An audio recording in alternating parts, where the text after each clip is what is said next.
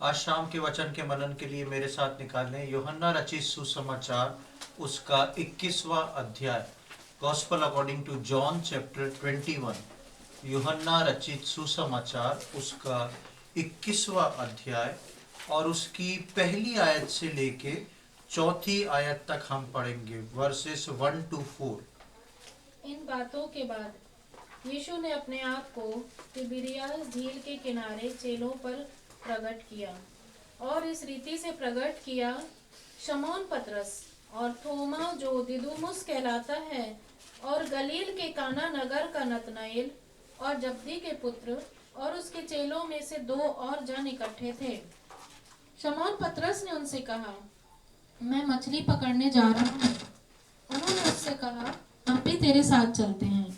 अतः वे निकल कर नाव पर चढ़े, परंतु उस रात कुछ न पकड़ा। भोर होते ही यीशु किनारे पर आ खड़ा हुआ, तो भी चेलों ने नहीं पहचाना कि यह यीशु है। यूहन्ना रचित सुसमाचार के 21वें अध्याय में आते हैं।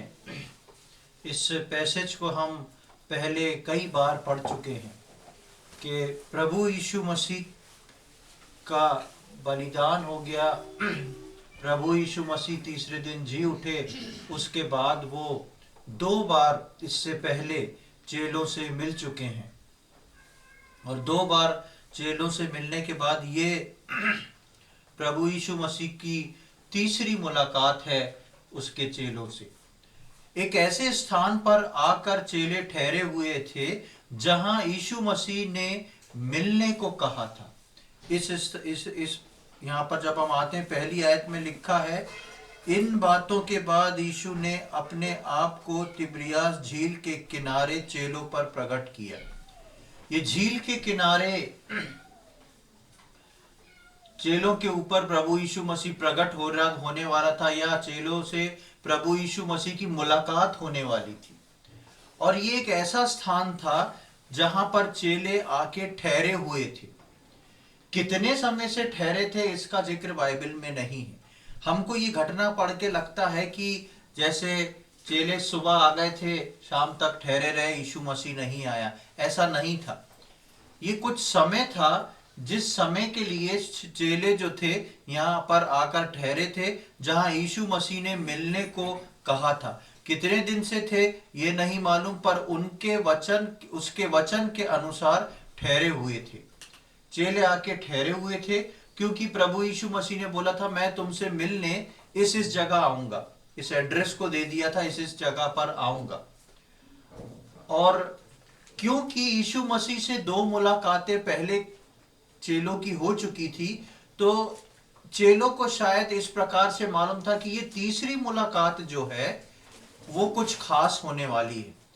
अब तक दोनों मुलाकातों में यीशु मसीह ने चेलों को कुछ गाइडेंस नहीं दिया था, केवल अपने जिंदा होने के सबूत को दिया था, उनको शांति मिले ये कहा था। तो ये चेले 2 बार मिल चुके हैं प्रभु यीशु मसीह से, और 2 बार में इनको इतना समझ में आ गया है कि यीशु मसीह जिंदा है। अब तीसरी बार जब प्रभु यीशु मसीह ने बोल दिया था कि मैं तुमसे वहां पर उस स्थान पर मिलने आऊंगा, तो ये सारे चेलों की टीम जो है वो इकट्ठा है। और कितने दिन से वहां पर इकट्ठा है नहीं मालूम, पता जो है वो तिबिरियास झील का दिया हुआ है। और ये यीशु मसीह के कहने के अनुसार वहां पर इकट्ठा थे। हम जल्दी से मत्ती रचित सुसमाचार उसका 28वां अध्याय और 7वीं और 10वीं आयत को पढ़ ले। वहां पर यीशु मसीह क्या बोलता है। Gospel according to Matthews chapter 28 verse 7 and 10। और शीघ्र जाकर उसके चेलों से कहो कि वह मृतकों में से जी उठा है, और वो तुमसे पहले गलील को जाता है, वहां उसका दर्शन पाओगे। देखो, मैंने तुमसे कह दिया। तब यीशु ने उनसे कहा, मत डरो, मेरे भाइयों से जाकर कहो कि गलील को चले जाएं, वहां मुझे देखेंगे। वहां पर गलील का जिक्र है। गलील की जो झील है वो वही है तिबिरियास झील। उसके एक छोर को गलीली, दूसरे को तिबिरियास, और कई बार दोनों को एक ही बोला जाता है। ये वही झील है जिसके लिए प्रभु यीशु मसीह ने पहले से बार बार इंडिकेशन दिया था। और आप देखेंगे कि इससे पहले जब 2 बार यीशु मसीह की मुलाकात चेलों से हुई, उस जगह का नाम पता प्रभु यीशु मसीह ने नहीं दिया था। यीशु मसीह बिना बताए मिलने पहुंच गया था। लेकिन इस जगह के लिए यीशु मसीह ने पहले से बोला था कि इस जगह पर मैं तुमसे मिलने आऊंगा, कुछ होने वाला था इस जगह पर। और इस जगह पे कुछ होने वाला था, इसलिए यीशु मसीह ने पहले से चेलों को बोल दिया था।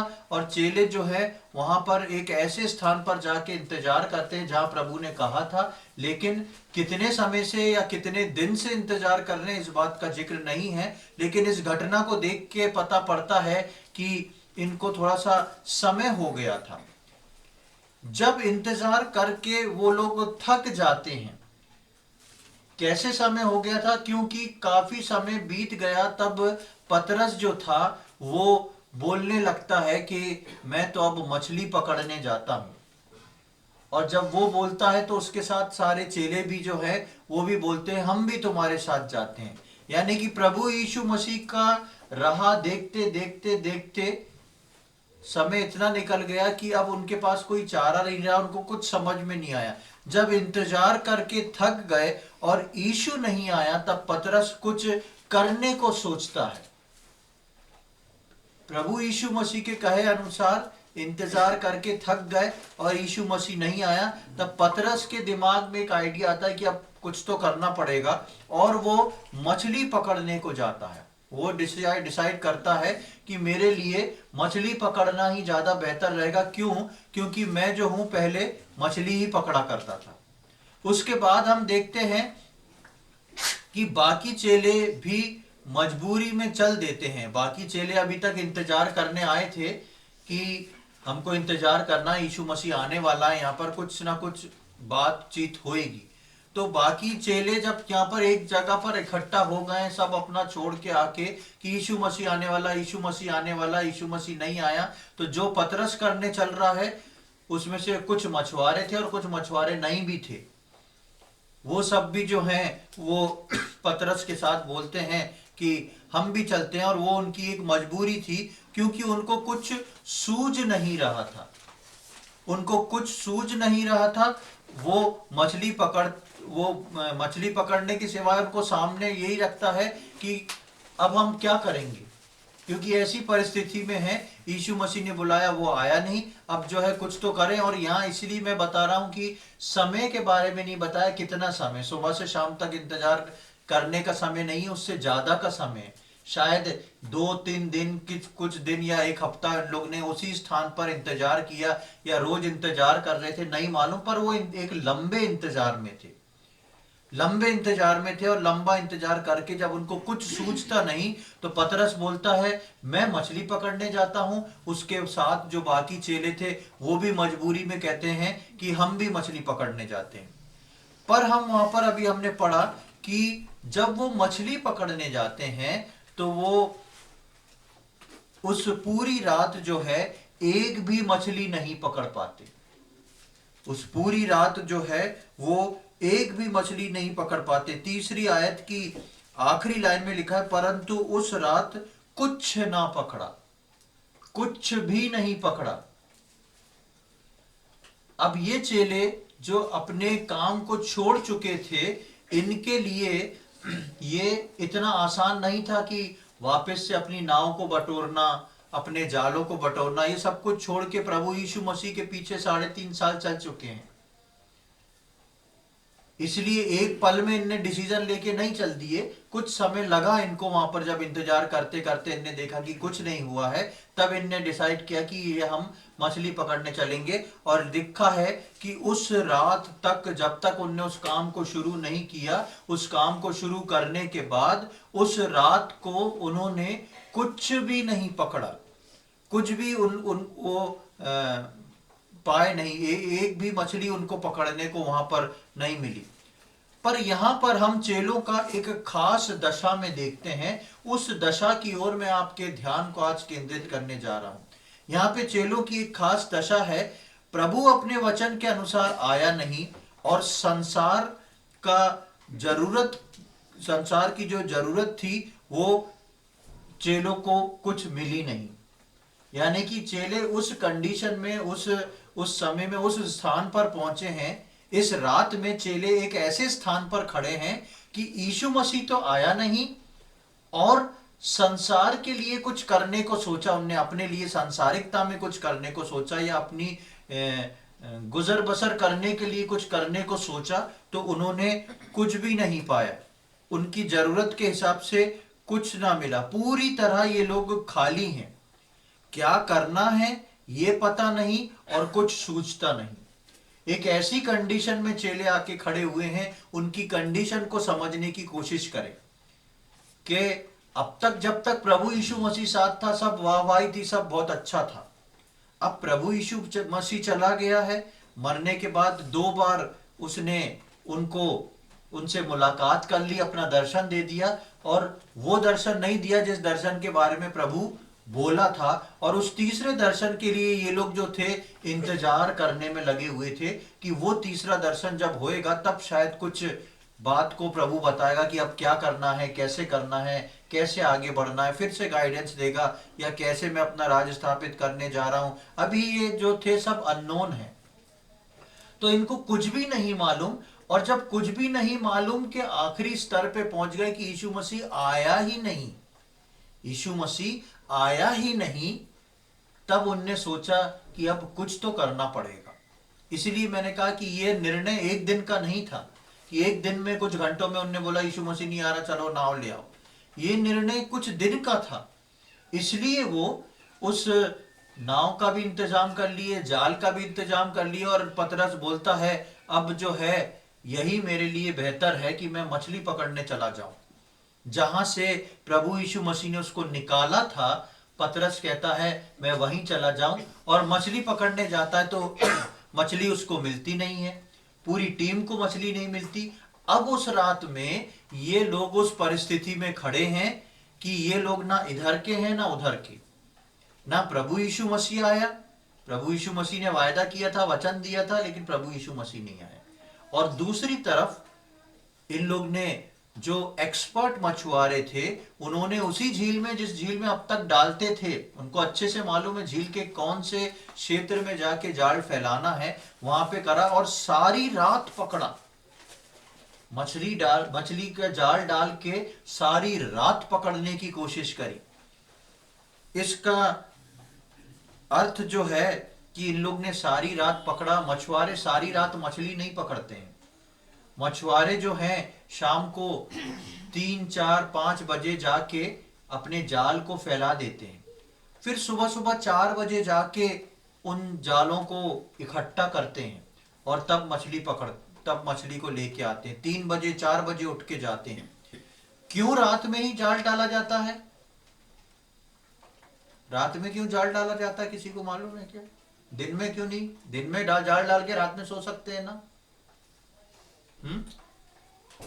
अरे भाई क्या बुरा है, दिन में जाल डाल के रात में सो सकते हैं कि नहीं? रात में क्यों जाल डाला जाता है?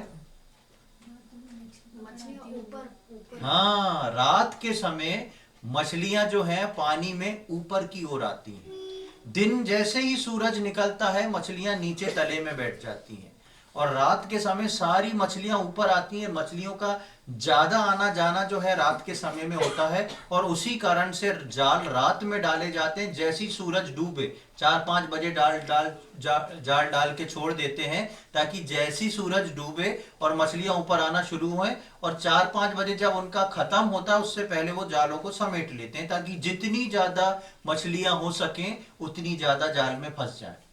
इसलिए ये लोग रात में गए, लेकिन ये जाल डाल के बैठ नहीं गए, क्योंकि इतने समय बाद गए थे तो शायद ये थोड़ी थोड़ी देर में जाल निकाल के देख रहे थे। इसलिए लिखा है कि सारी रात प्रयत्न कर रहे थे, सारी रात जाल डाल डाल के देख रहे थे कि कुछ निकल रहा है कि नहीं, कुछ निकल रहा है कि नहीं। लेकिन सारी रात बीत गई और उनको वहां पर कुछ भी नहीं मिला। अब यीशु मसीह नहीं आया और इनको कुछ भी नहीं मिला। एक ऐसी परिस्थिति में चेले आके खड़े हो गए जहां पर उनके लिए कुछ भी नहीं है। एक ऐसी परिस्थिति में चेले आके खड़े हो गए हैं जहां पर उनके लिए कुछ भी नहीं है। ऐसे ही हाल में आज प्रभु यीशु मसीह के आगमन से पहले विश्वासी लोग पहुंच रहे हैं। ऐसे ही हाल में आज प्रभु यीशु मसीह के आगमन से पहले विश्वासी पहुंच रहे हैं, जहां प्रभु यीशु मसीह अपने कहे हुए वचन के अनुसार अभी तक नहीं आया है। जहां पर प्रभु यीशु मसीह अपने कहे गए वचन के अनुसार अभी तक नहीं आया है, और लोग जो विश्वासी हैं, मैं सिर्फ विश्वासियों की बात कर रहा हूं, जो विश्वासी हैं वो सोच रहे हैं यीशु मसीह नहीं आया तो बाकी कुछ अच्छा कर लें, तो उसके अंदर कुछ मिल नहीं रहा है। सांसारिकता में या सांसारिक जीवन में या पारिवारिक जीवन में कुछ अच्छा होता दिखाई नहीं दे रहा है कि एक इंसान जो है तसल्ली कर ले कि चलो यीशु मसीह नहीं आया तो थोड़ा मन यहां से संतुष्ट रहे, यहां से मन संतुष्ट नहीं है तो चलो यीशु मसीह आ गया, लेकिन दोनों काम नहीं हो रहे हैं। और विश्वासी जो है ऐसे ही स्तर में आके रुक गया है, या ऐसे ही स्तर में तेजी से जा रहा है जहां चेलों के पास परमेश्वर के वचन कहे अनुसार यीशु मसीह नहीं आया। परमेश्वर के वचन में लिखा है, बाइबल ये कहती है कि परमेश्वर का वचन कभी खाली नहीं जाता। जब वो वचन ऊपर से भेजा जाता है तो वो उस काम को पूरा करके आता है। फिर भी यीशु मसीह ने कहा था और यीशु मसीह नहीं आया। फिर भी यीशु मसीह ने कहा था और यीशु मसीह नहीं आया। चेले बेचैन हैं, क्या बात है, अब आएगा कि नहीं? क्यों यीशु मसीह ने बोल दिया था मैं आऊंगा और अभी तक नहीं आया?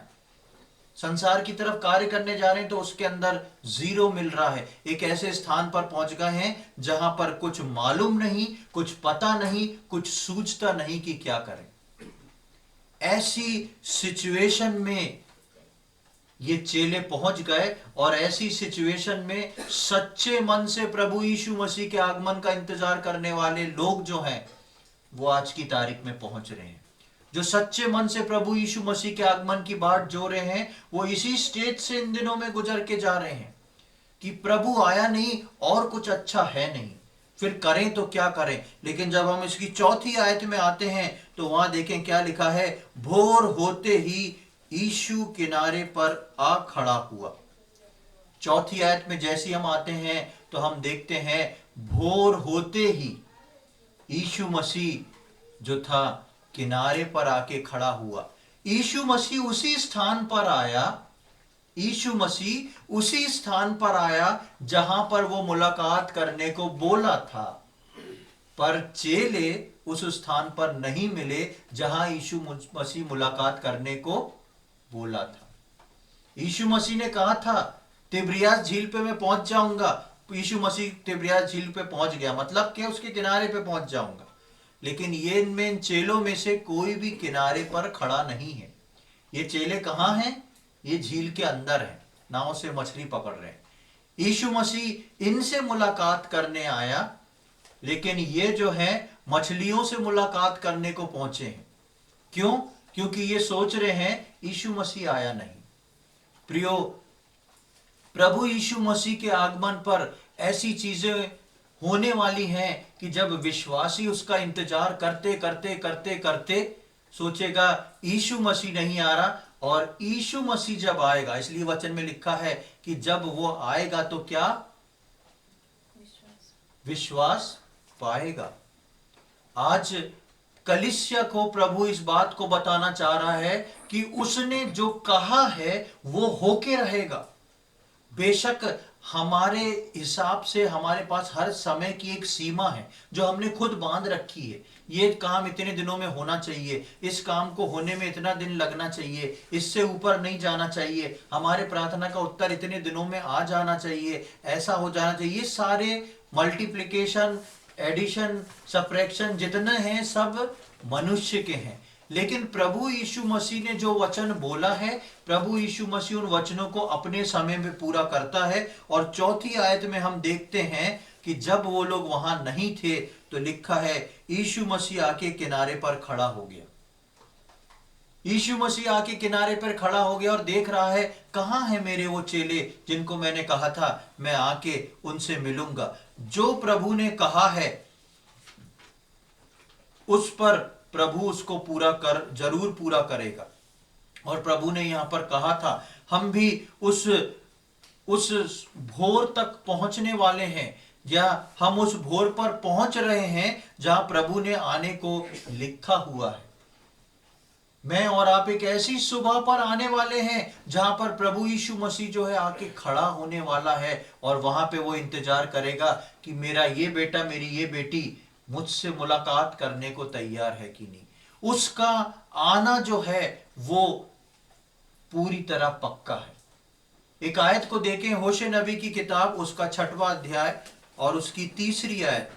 बुक ऑफ होशे चैप्टर 6 वर्स 3, 1055 नंबर पे पुराने नियम में आपको मिल जाएगा, 1055। बुक ऑफ होशे चैप्टर 6 वर्स 3। आओ हम ज्ञान ढूंढें, वरन यहोवा का ज्ञान प्राप्त करने के लिए यत्न भी करें, क्योंकि यहोवा का प्रकट होना भोर का सा निश्चित है। वह वर्षा के समान हमारे ऊपर आएगा, वरन बरसात के अंत की वर्षा के समान, जिससे भूमि सिंचती है। उसका प्रकट होना कैसा है? भोर सा निश्चित है। जैसे रात के बाद सुबह आती है, वैसे प्रभु यीशु मसीह का प्रकट होना भोर सा निश्चित है। वो अपने कहे के अनुसार, अपने समय के अनुसार मुझको और आपको लेने आने वाला है। यूहन्ना रचित सुसमाचार में हम पढ़ते हैं कि प्रभु यीशु मसीह बोलता है, मैं तुम्हारे लिए जगह तैयार करने जा रहा हूं, और जब वो जगह तैयार कर लूंगा तो आऊंगा और आके तुमको लेके जाऊंगा, ताकि जहां मैं हूं, जहां पिता है, जहां स्वर्ग का राज्य है, वहां पे तुमको लेके जाऊं और तुम मेरे साथ वहां पर रहो। ये प्रभु यीशु मसीह जो है वो इस बात को बोल के गया है, और इसलिए परमेश्वर का वचन बोलता है कि उसका आना भोर सा निश्चित है। वो जो है जरूर आने वाला है।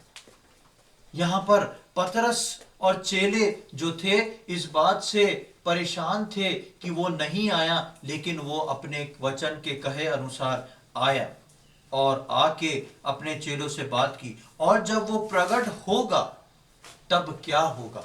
जब प्रभु यीशु मसीह आएगा अपने दूसरे आगमन पे और प्रकट होगा, तब क्या होगा उस बात को हम देखेंगे।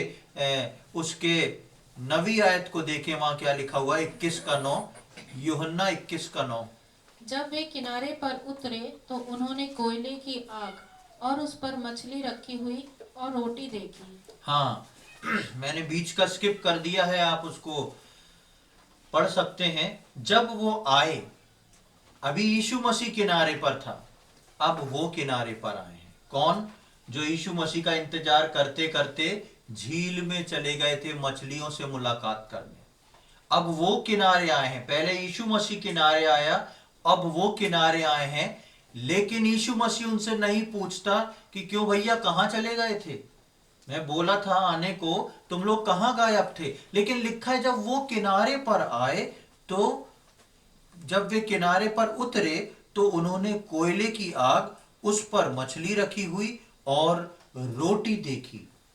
रात भर प्रयत्न करने के बाद, रात भर ठंडे पानी में रहने के बाद, रात भर मेहनत करने के बाद, इन लोगों को सुबह पहुंचते ही जिस चीज की जरूरत है वो सब उनको किनारे पर मिलता है। वो सब था जिसको उनकी आवश्यकता थी।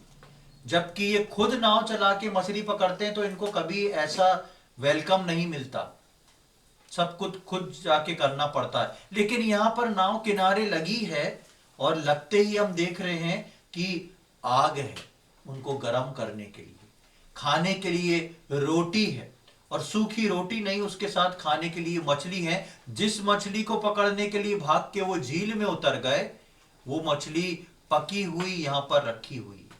कैसा वेलकम प्रभु यीशु मसीह वहां पर कर रहा है। और यही विश्वासियों के साथ होने वाला है। जिस दिन किनारे पर यीशु मसीह आ जाएगा और जिस दिन मुझको और आपसे मुलाकात करने को मैं और आप हवा में बदल के बादलों पर प्रभु से मिलेंगे, उस दिन उसका दर्शन ही मेरी और आपकी संतुष्टि होगी।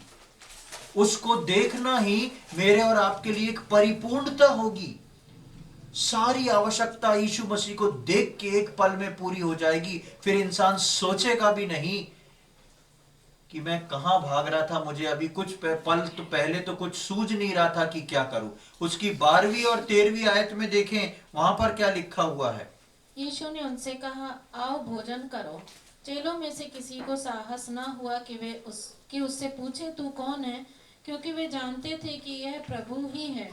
यीशु आया और रोटी लेकर उन्हें दी और वैसे ही मछली भी। यहाँ पर हम देखते हैं 12वीं और 13वीं आयत में बड़ा ही मजेदार जिक्र है कि चेले पहचान रहे हैं कि यीशु मसीह है, यीशु मसीह पहचान रहे हैं ये चेले हैं, लेकिन बातचीत कैसे हो रही है? एक फॉर्मल बातचीत को देखते हैं। बातचीत जो है फॉर्मल हो रही है। यीशु मसीह वो उनके पास कोई शब्द ही नहीं है बोलने को। जब आए हैं किनारे तो देखें यीशु मसीह खड़ा है, आग जल रही है, रोटी रखी है, मछली रखी है। उसके बाद शायद एकदम से आके कैसे खा लें, कैसे आग के पास बैठ जाएं, सामने यीशु मसीह खड़ा है। तो यीशु मसीह जो है उसको 12वीं आयत में बोलता है कि यीशु ने उनसे कहा आओ भोजन करो। सबसे पहले यीशु मसीह उनको तृप्त करता है। सबसे पहले यीशु मसीह जानता है इनसे अभी कोई प्रश्न मैं नहीं पूछ सकता, क्योंकि ये मजबूर थे। एक लंबे समय इन्होंने मेरा इंतजार किया, किसी कारणवश परमेश्वर ने जानबूझ के इतना समय दिया होगा। यीशु मसीह जानता है कि इतने लंबे समय मेरा इंतजार किया और अब जाके जो है ये रात भर मछली पकड़े जिसमें इनको कुछ नहीं मिला। थक चुके हैं मन से भी और शरीर से भी। पहली चीज आते ही साथ उनको वो सब कुछ मिल गया जो आवश्यकता थी, और दूसरी चीज यीशु मसीह जैसी वो लोग आते यीशु मसीह बोलता है आके पहले भोजन कर लो। और उसमें लिखा है चेलों में से किसी को साहस ना हुआ कि उससे पूछे तू कौन है, क्योंकि वे जानते थे ये प्रभु है। चेले पूछ नहीं रहे हैं, यीशु मसीह आके कह रहा है आओ बैठ के तुम लोग पहले खाना खा लो, पहले भोजन कर लो। ये होने वाला है प्रभु यीशु मसीह जब मुझको और आपको लेने आने वाला है।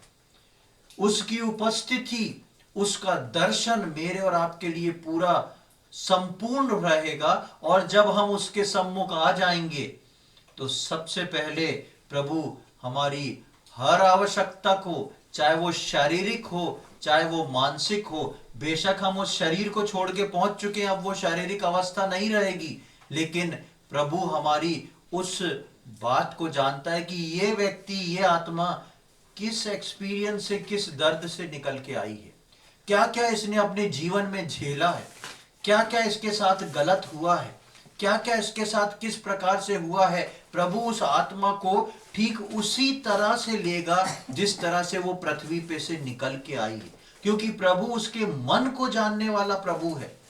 प्रभु ने ऐसा ही नहीं करा। और वहां पर हम देखते हैं कि यहां पर चेलों के लिए भोजन है। पिछली बार हम लोग एक वचन को पढ़ रहे थे जब प्रभु यीशु मसीह ने 4000 लोगों को खिलाया था। और एक बात मैंने आप लोग को बताई थी कि यीशु मसीह ने 4000 लोगों के लिए आश्चर्य कर्म किया। यीशु मसीह ने उससे पहले 5000 लोगों के लिए आश्चर्य कर्म किया, लेकिन यीशु ने चेलों के लिए कभी आश्चर्य कर्म नहीं करा।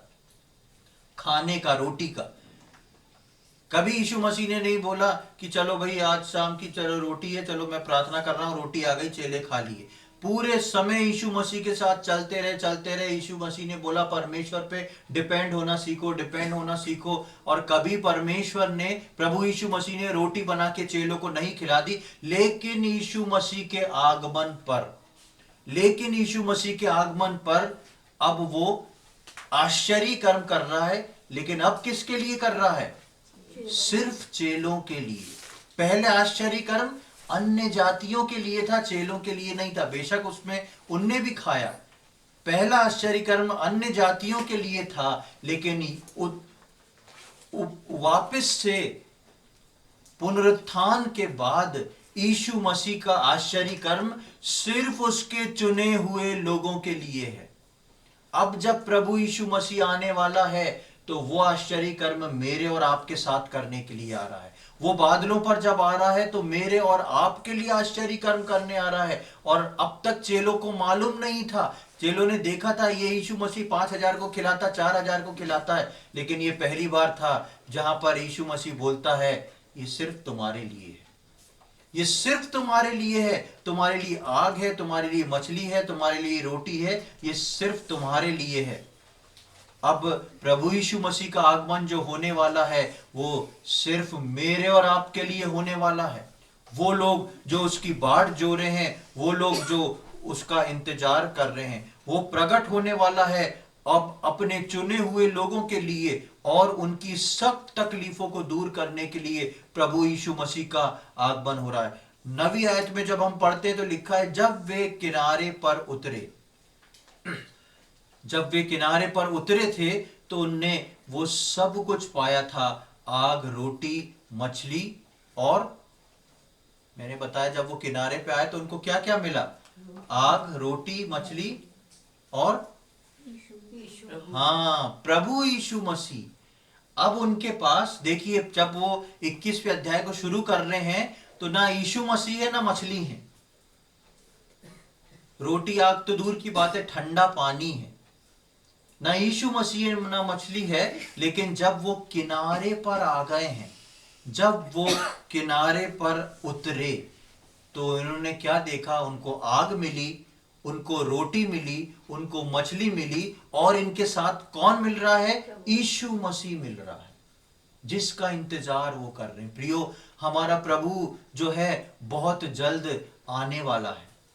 हम बहुत लंबे समय से सुन रहे हैं, और कई बार हमारी स्थिति जो है इन चेलों के समान हो जाती है कि यीशु मसीह तो आया नहीं, अब समय यूं ही गुजारना पड़ेगा, कहीं ना कहीं और मन लगाना पड़ेगा, क्योंकि प्रभु का आगमन तो हो नहीं रहा है।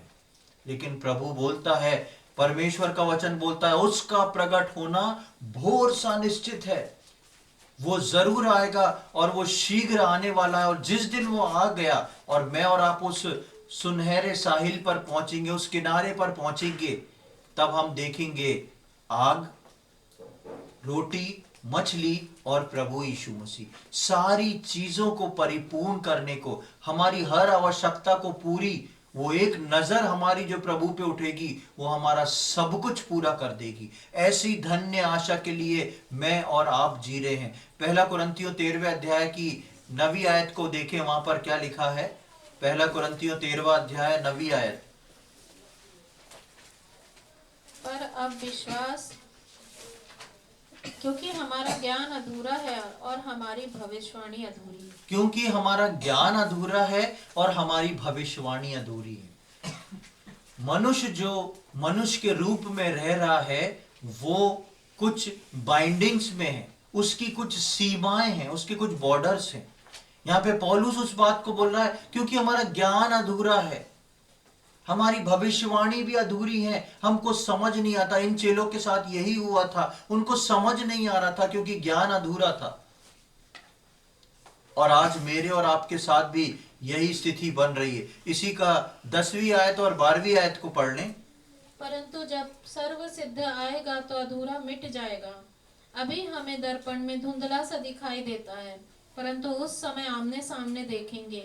इस समय मेरा ज्ञान अधूरा है, परंतु उस समय ऐसी पूरी रीति से पहचानूंगा जैसा मैं पहचाना गया हूँ। जब सर्व सिद्ध आएगा तब हम क्या हो जाएंगे? वो ज्ञान क्या हो जाएगा?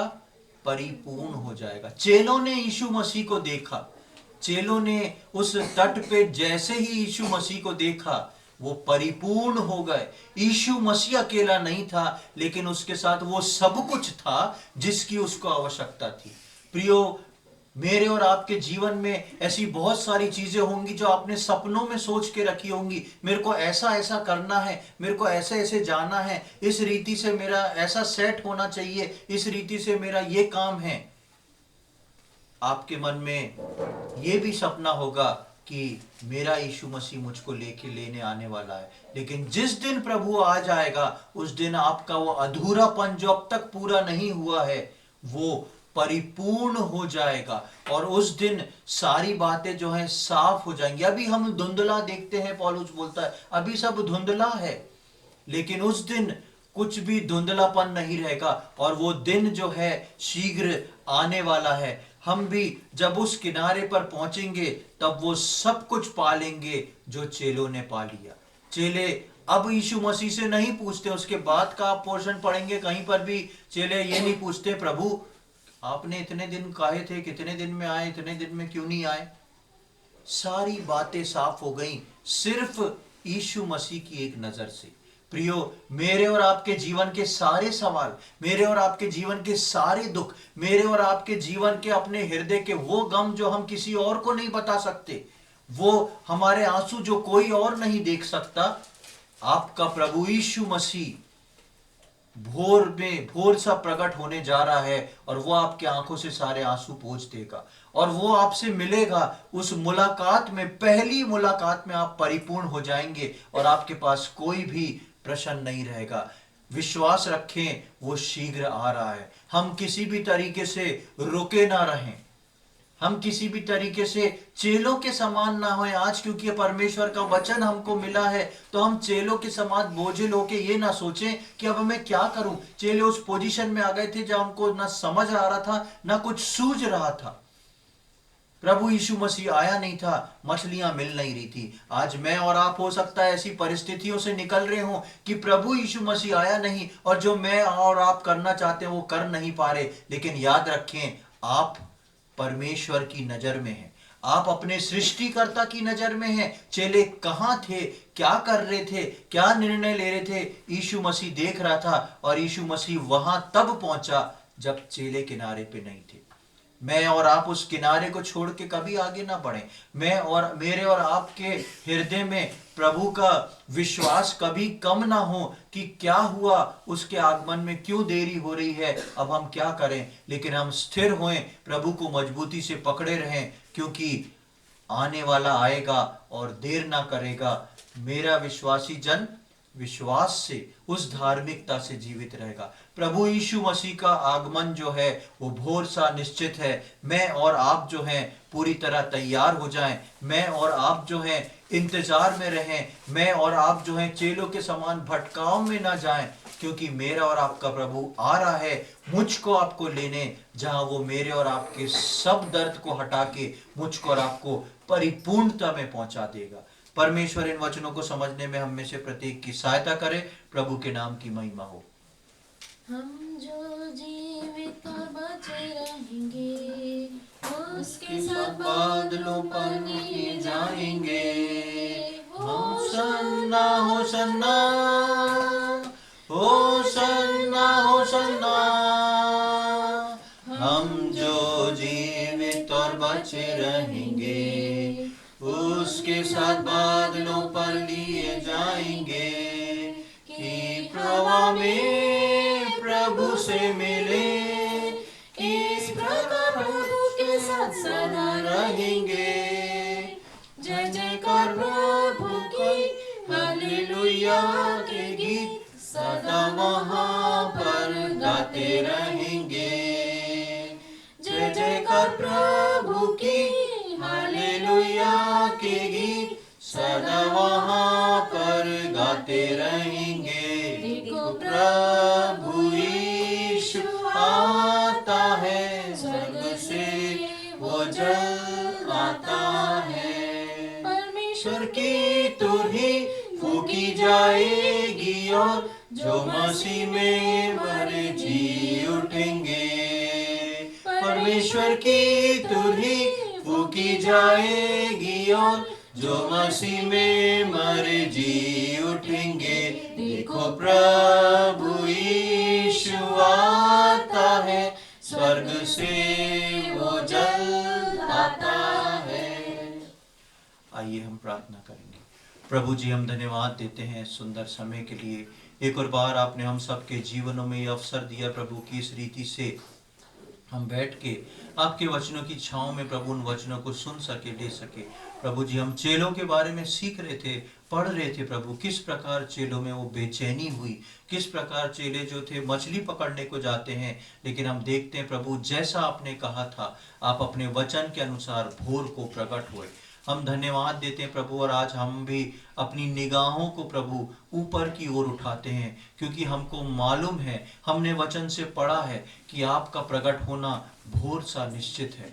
प्रभु जी, आप हमको लेने आने वाले हैं, और अभी प्रभु बहुत सारी चीजें, बहुत सारी बेचैनी, बहुत सारी नासमझी हम सबके दिलो दिमाग में होती है, लेकिन हम धन्यवाद देते हैं जिस पल प्रभु हम आपको देखेंगे, वो एक नजर प्रभु उस किनारे पे जाके आपको देखना हमको परिपूर्ण कर देगी, हम धन्यवाद देते हैं प्रभु, आपके साथ मुलाकात में कोई ऐसी चीज नहीं जो हमारे से छूट जाएगी। वो सब चीजें हमको परिपूर्ण और संतुष्टि देने आप आ रहे हैं और स्वर्ग में ले जाने के लिए आ रहे हैं। हम धन्यवाद देते हैं प्रभु। हम प्रार्थना विनती करते हैं आने वाले समय में हम सबके हृदयों को आप मजबूत करें, तैयार करें, ताकि प्रभु जी हम विश्वास से पीछे ना हटें और प्रभु हमारे मन जो है बुझे नहीं, लेकिन प्रभु हम एक तैयारी के साथ प्रभु जी आपके आगमन का इंतजार कर सकें प्रभु। हम चेलों के समान वापस उस झील में ना जाएं, लेकिन उस किनारे पे खड़े होके प्रभु जी आपका इंतजार करने वाले हो सकें प्रभु। इस समय के लिए हम धन्यवाद देते हैं, आपने प्रार्थना सुनी उसके लिए धन्यवाद देते हैं। ये सारी बातें अपने उद्धार करता प्रभु यीशु मसीह के पवित्र और मीठे नाम से मांगते हैं, आमीन। अब हमारे परमेश्वर पिता का प्रेम, प्रभु यीशु मसीह का अनुग्रह और पवित्र आत्मा की सहभागिता अब से लेकर प्रभु यीशु मसीह के दूसरे आगमन तक हम में से प्रत्येक पर होती रहे, आमीन।